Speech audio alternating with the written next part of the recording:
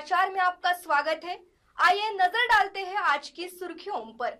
जिला सरकारी बैंक के महाघोटाले में कई किसान हुए बर्बाद। सुनील केदार से महाराष्ट्र शासन सहकारी कानून के तहत रकम वसूली जाए।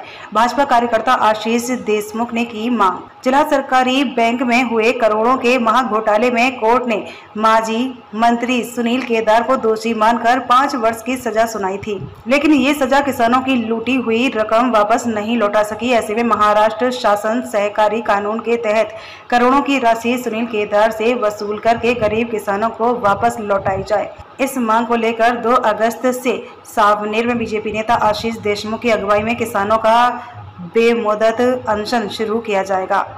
जब तक किसानों की यह मांग पूरी नहीं होती है, तब तक किसानों का यह आंदोलन यूं ही जारी रहेगा। ऐसी प्रक्रिया बीजेपी नेता आशीष देशमुख ने पत्र परिषद ने दी।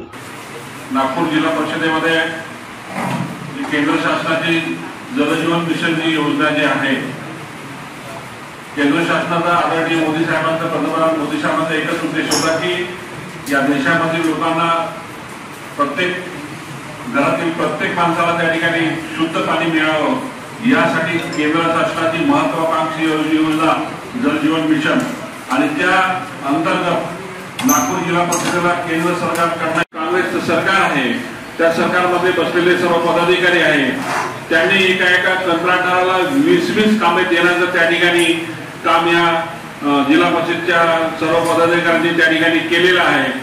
आणि ते करत असताना या जिल्ह्यामध्ये जे जल जीवन मिशन जी योजना आहे, या जल जीवन मिशन योजनेचा बट्ट्याबोळ त्या भारतीय राष्ट्रीय काँग्रेसच्या पदाधिकाऱ्यांनी, जिल्हा परिषदेच्या पदाधिकाऱ्यांनी त्या ठिकाणी केलेला आहे।